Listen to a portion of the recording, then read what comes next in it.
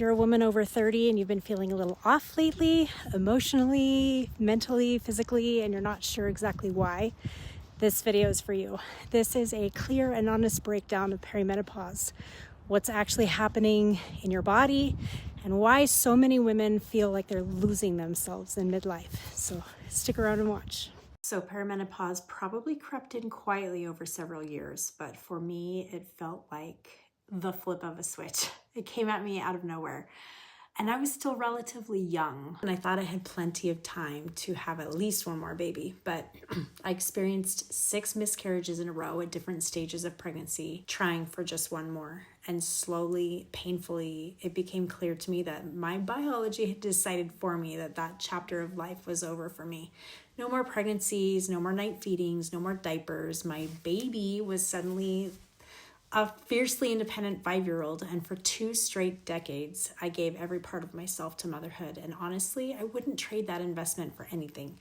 Those sacrifices mattered, and they will continue to pay dividends forever. But one day, it was like I woke up angry at the world, and I had no idea why, but my tolerance for people-pleasing tanked, and my hyper focus on serving everyone else at the expense of myself dried up like overnight.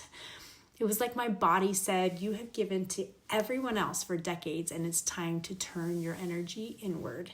And I didn't even know what to do with that because I realized that I didn't even know who I was anymore, let alone what I liked or what made me happy. I felt so lost, even to myself, and that terrified me. I found myself in a sort of midlife identity crisis that felt more real and so much more intense than my teenage one.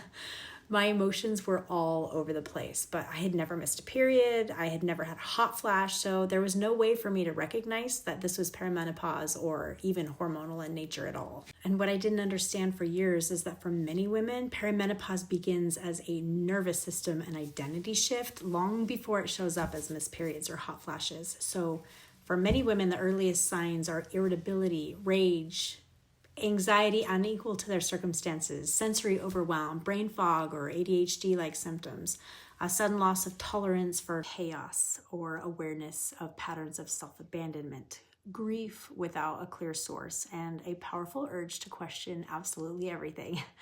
And no one prepares women for that, but there is biology behind it. And here's what's actually happening. So during your reproductive years, estrogen and progesterone don't just regulate your fertility, they also buffer your stress and they smooth emotional extremes. They support serotonin and dopamine, increase bonding and caregiving capacity, and help us override our discomfort. So in other words, our hormones quietly help us endure the intense outward focus season of motherhood.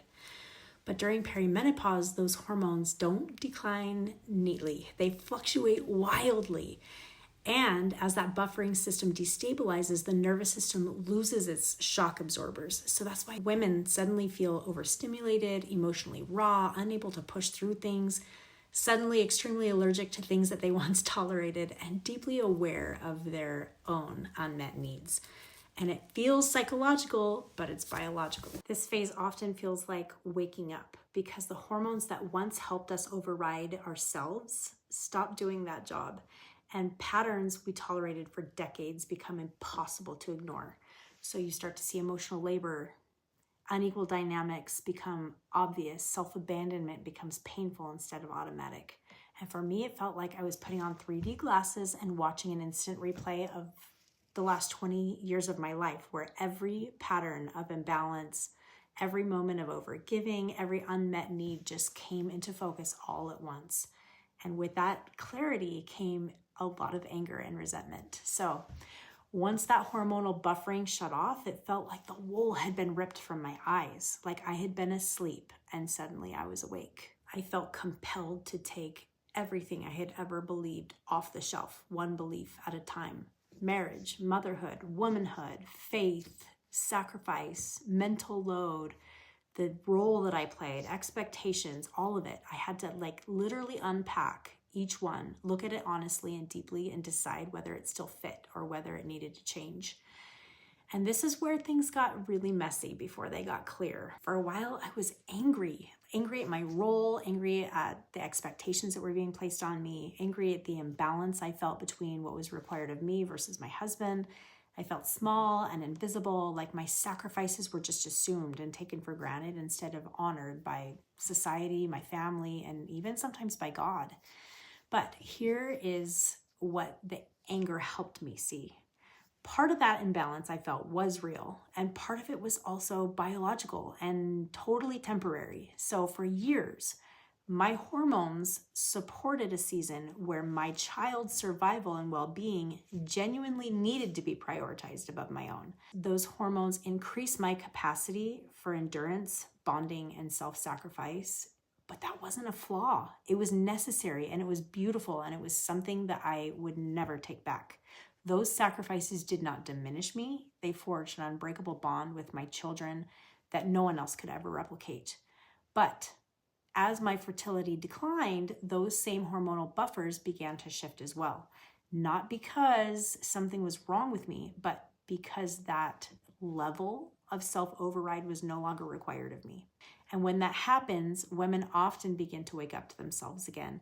And that shift isn't a rejection of family or marriage or faith. It's an invitation to evolve. So the thing that needed to change wasn't my family or my marriage or my faith. It was my own pattern of self-abandonment within them. I had learned to stay quiet instead of speaking honestly. I learned to overfunction instead of ask for partnership. And when I learned to own that and see it with some self-awareness, everything shifted and I felt empowered more than ever before. I learned to take up space, to speak honestly and openly and be able to advocate for myself, to renegotiate the roles between me and my husband, to stop carrying everything alone, to recognize what I needed and ask for it. Questioning everything didn't destroy my foundation. It actually strengthened it, and it became the catalyst for creating something new and absolutely beautiful. I also did something absolutely radical. For the first time in 2 decades, I said yes to myself. For about a year, I pushed myself way outside of my comfort zone to rediscover myself and figure out who I was again. I read over 100 books. I ran a half marathon. I went skydiving. I earned my master's degree and I found my voice. I learned to say no to things that didn't work for me anymore. And I took on leadership roles that required my husband to step into a truer partnership at home. And I'm not going to lie, the pendulum swung hard the opposite way for a minute. But I think I needed that space to heal, to rediscover myself, and to evolve. It literally felt like a full biological, emotional, and spiritual metamorphosis. I was not the same woman coming out as I was going in. I went in confused and angry, but I came out grounded and more anchored than ever before. I didn't need to become someone new. I needed to return to who I always was, but with clarity, agency, and choice in the matter. And I learned that no sacrifice in motherhood is ever wasted. It builds something eternal. And I learned that I can be a mother with a self and not a mother instead of a self. But I think the most important lesson I learned came during my master's program, and it wasn't even something that was academic. One of my kids, my babies, graduated high school and left home. And he was prepared and I was super proud. I wouldn't have it any other way, but I did grieve the time that I missed with him during that final year at home while I was buried in my master's program. And that was time that I can never get back.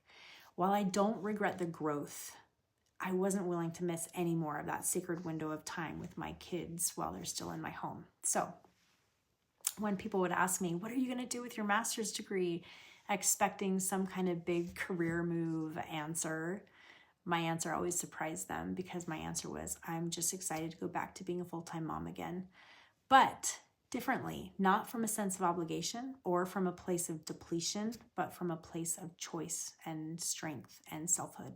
There's a reason divorce rates initiated by women increase during perimenopause, and it's not always because marriages suddenly become bad overnight. Often it's because tolerance hormones shift, clarity replaces that, like, put your head down and endure, and resentment surfaces, and women finally see how much they've disappeared in order to keep things running. Sometimes what needs to end is not our marriage, but our own patterns of self-abandonment.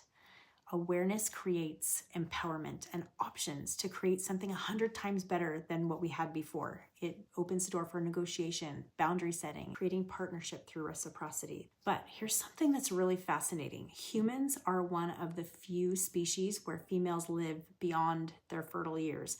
And that suggests purpose, leadership, discernment, wisdom, mentorship. Perimenopause is not the end. It's a transition from endurance to empowerment, from doing to being. I look at it as a metamorphosis. So to the young moms, if you're still in the trenches, lean in. The days are long, but the years are so short, and it is worth every sacrifice. Build the relationships, the culture, the memories, the traditions, but don't disappear. Keep a hobby you love. Do something that lights you up, even if it's just 10 minutes every night. Read a book. Keep growing and evolving. Be brave enough to be bad at something new because your soul matters too. To the moms in the messy middle, if your hormonal shift hasn't started yet, buckle up. It is coming for you. But the shift can be disorienting, but it can be the most transformative chapter of your life. Awareness changes outcomes. So we can choose whether that awakening period that happens during perimenopause makes us bitter or makes us better. And to the women on the other side, help the women behind you. Give us language to help us speak about this. Give us perspective, reassurance, and please drop your wisdom in the comments. Tell us what you've learned. Okay.